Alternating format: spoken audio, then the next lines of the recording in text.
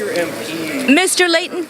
I guess she now represents. Just as we wasn't supposed to. Well, in fact, she's there today, and she did win by 6,000 votes. So the people of her riding clearly wanted to see some change, and were ready to vote for someone very new.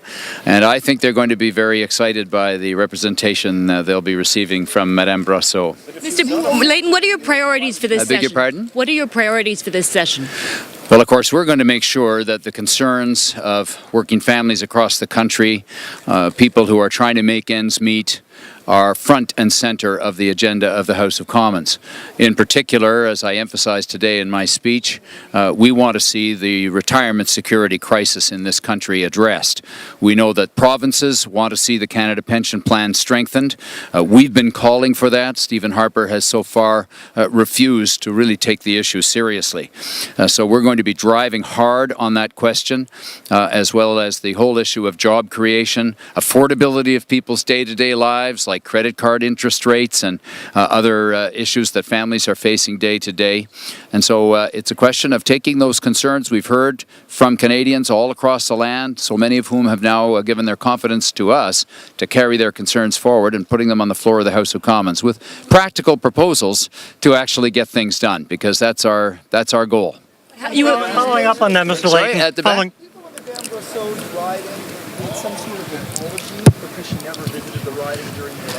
You know, what's interesting is that Madame Brosseau won by 6,000 votes, and they have expressed confidence in her. She's been there today getting a terrific response from people, and I just know that she's going to do a great job representing those constituents. People wanted change in that riding and in so many ridings, not only in Quebec but across the country, and that's exactly what we're going to deliver with our team. Sorry? Jack, 40% of Canadians voted for Harper. In order to win in 4 years, you're going to need to convert some of those votes to the NDP. How are you going to do that? Well, of course, it'll come through hard work, and by showing that as a government in waiting, as the alternative government for the country, that we have practical proposals that are exciting for Canadians and meet the needs that they're facing each and every day with their families.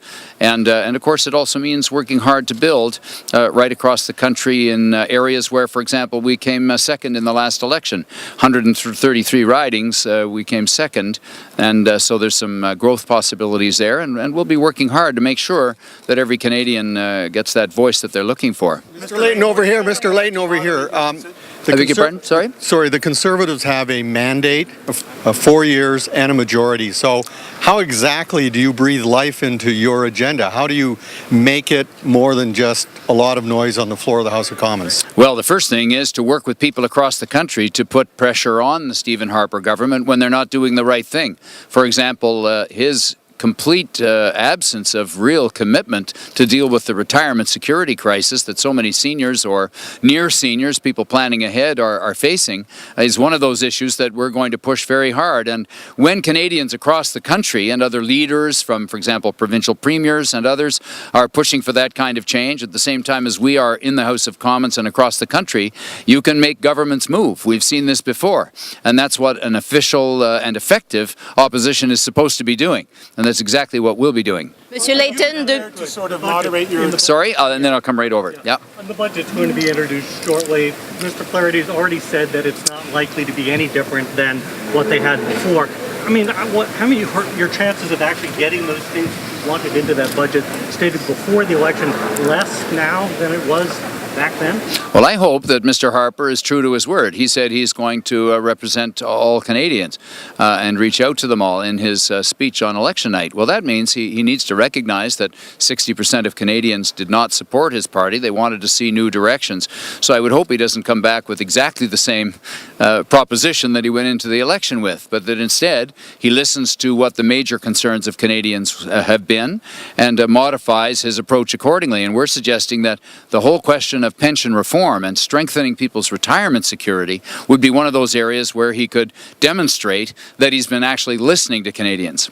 Would you be prepared to sort of moderate your relationship with organised labour in order to broaden the appeal of the party? It's a challenge that some Democrats have faced across the country. Well, I think our appeal to Canadians seems to have grown recently. I think we've gone from 2.5 million votes, we've added about 2 million more supporters. So I think the approach that we're taking now, where we're speaking for working families all across the country, is one that seems to have some real resonance with Canadians. So it's a partnership, of course, that was founded 50 years ago that I believe is working well. Monsieur Layton, deux petites questions en français. Expand the CPP, and I'm just wondering how you're going to get your Quebec caucus to get them on board. Well, of course, there's very strong support for the idea of strengthening pensions and retirement security in Quebec. I think that's one of the reasons why we had such strong support, because it was one of our key issues. And and of course, in Quebec, they have the QPP, which runs in parallel to the Canada Pension Plan. And we're very optimistic that a way can be developed to have both of those pension plans improved, working in a very collaborative fashion. I mean, if we think back to the 1960s when the system was created, that was when that very collaborative approach was dominant in Canadian politics, and a way was found to have the Quebec pension plan be created at the same time as the Canada pension plan. And of course, this meant that all Canadians were able to get some level of protection. The problem is that 40 years later, it doesn't meet the basic needs for an awful lot of Canadians today. And so that's why we need both of those plans improved. Monsieur Layton, deux questions en français. D'abord, quelles sont vos priorités pour la Colombie-Britannique? Vos priorités et celles de vos députés ici? On a les priorités en commun avec les Canadiens partout au Canada concernant la sécurité de la retraite, le coût de vie de tous les jours et la création d'emplois. On n'aime pas ici, par exemple, l'export de nos emplois avec du bois, avec pas de valeur ajoutée aux autres pays. Mais on a certaines choses particulières ici, par exemple, la question de la TVH, où on aura un référendum dans quelques semaines et nous insistons que les citoyens de Colombie-Britannique doivent avoir le droit de retenir le 1,6 milliard de dollars qui ont été accordés pendant les discussions. Ça ne serait pas juste s'ils votent contre cette taxe qu'il doit payer une pénalité à Ottawa, mais c'est le système actuel créé par M. Harper maintenant. Alors, c'est un des enjeux. On peut parler des grands pétroliers sur la côte et la continuation de la moratoire là-dessus. On a beaucoup de choses qu'on va lutter pour et nous avons les députés qui peuvent le faire. Autant de nouveaux députés à la Chambre des communes, est-ce que vous vous sentez un peu comme le directeur d'une garderie à la veille de la rentrée? Peut-être vous pouvez répondre en anglais aussi. Non, pas du tout, parce que nous avons des députés avec beaucoup d'expérience. On parle oui, on a quelques jeunes, mais on a encouragé les jeunes de s'impliquer dans la politique. On a critiqué les jeunes de ne pas s'engager dans la politique. Mais maintenant qu'ils ont pris la décision de se présenter, ils sont élus. Les gens disent que ce n'est pas acceptable d'avoir les jeunes à la Chambre des communes. Moi, je trouve que c'est bizarre. Ce que nous proposons et ce que nous offrons, c'est tout l'arc-en-ciel de notre pays et notre caucus sera très représenté. No, I think this idea of that somehow there's something wrong with having young people in the House of Commons, I find it kind of contradictory, because I remember people were always complaining that young people weren't getting out to vote, they weren't getting involved in politics, and they really should, and people were wagging their fingers at young people saying you really should get out there and vote, and they were right. And now that they got out to vote, and some of them ran for election, and some of them won, we're now saying, well, it's not right that these young people got elected as members of Parliament. I mean, to me, that's ridiculous. And most, I think, young people and others are seeing how silly that really is. And as they meet our members of Parliament, I think they're going to see how much they have to contribute. In the next election, though, will your party run candidates who have not visited his or her own riding? Well, our goal is to run, of course, a strong team of candidates. I was very proud of the candidates we were able to put together across the country. And what's interesting is that an awful lot of Canadians, Quebecers and others, decided to vote for the New Democratic Party. Knowing the situation with regard to our candidates, they said, we want change. But yes, and allow a candidate who has not visited his or her own riding to run that's again. A completely hypothetical question. Are you going to do something about gas Yes. prices, Mr. Layton?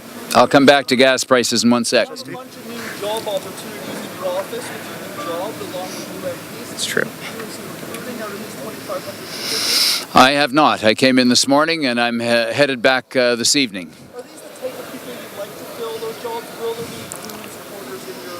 Look, we're looking for talented people of all backgrounds to come and help our members of Parliament do the job that needs to be done. We're looking for people with experience in every single field of endeavour, and we're enthusiastically responding to the many offers of people who want to come and work with us. They come from absolutely every background, just like our caucus does. Now that you're the opposition, Sorry, gas prices? Yeah. What can you do, given that we've seen about a 6-cent rise overnight? You've bandied this idea about what can you do, what would you be prepared to do or try to do? Stephen Harper has continually passed the buck in the House of Commons when we've raised this issue of gas prices. He always says it's a provincial responsibility, we're not going to get involved. Well, now we have provincial finance ministers, for example, in Ontario, saying it's not a provincial responsibility, it's Ottawa's job. Well, we've believed that Ottawa should be playing a role here and that we need to get really tough with our anti-competition bureau to go after the collusion that may or may not be taking place. It's tough to prove it with these big companies, of course, but you need to have real teeth there. Plus, we want the creation of an ombudsman so that people can have a place to file a complaint if they see, in their opinion, that prices are going up in an unfair fashion. And that would at least be a start to be sure that government is on their side. Mr. Harper's washing his hands of this. He doesn't care about it. He's unwilling to take any action on the issues that are really affecting people's bottom line in terms of just day-to-day costs, and we think that's wrong. question on the HST. If BC is about to vote on the tax this summer, now that you're opposition leader, if BC rejects the tax, the Premier has promised tough talks to try and mitigate or reduce the amount of the payback. What position will you take? What will you do as opposition leader to sort of give BC a break on paying back that $1.6 billion? Well, we don't think they should be required to pay back the $1.6 billion. It's not the fault of the people of British Columbia that this policy was brought in. That's Stephen Harper's fault and Gordon Campbell's fault. And that money has already gone into things like education and healthcare and so on. And demanding that back of the people of British Columbia when all they're doing is exercising their democratic right is a little bit like having the sword over their neck while they're heading out to vote. It's not right. And I call on Stephen Harper to give a clear indication that that deal he concocted, clearly in the back rooms with Mr. Campbell, that resulted in the creation of this penalty, that be erased. On a talk show in Quebec the other day, you were speaking about Francophone rights being your top priority. Today, you've been speaking about pension reform. Is one taking priority over the other? No, it's possible to do more than one thing in the House of Commons. And the specific question was, which of the Quebec priorities will you be putting in a significant place in your effort? And we highlighted a bill which simply provides that in Quebec, if you're working, for example, in a bank that's federally regulated, and you're a Francophone, you speak French, that's your language, that you be allowed to speak French in that workplace and have your instructions from your managers and so on come in the language that is your first language.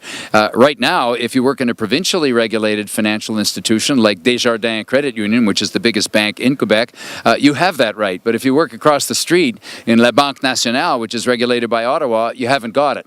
It's a simple and straightforward adjustment of the Labour Code to make sure that workers in Quebec have those rights. It doesn't take any rights away from English workers in Quebec, and it does relate to a concern that Quebecers have had. And so, but I can tell you that right across the country, people are concerned about retirement security. Quebec, BC, Alberta, you name it. Seniors are very concerned, and people who are planning ahead for their retirement are very concerned about retirement security. So, as I've said today, this is a top priority for us. Thanks very much, Right? Pardon? One last question, and then we'll have to go. Going to balance the interest from the Quebec and the rest of the country because now you have half of your MPs. Well, this is how you make Canada work, is you bring people together from all parts of the country. Some people like to divide different parts of the country and call people names because they come from one part of the country or another. I completely disagree with that approach. I actually don't think it's a very Canadian approach. I think that working together, bringing people together around common goals is exactly what this country is all about. And I'm very excited about the prospect of doing that with a caucus that now represents every part of the country. Thank you all very much. Merci beaucoup.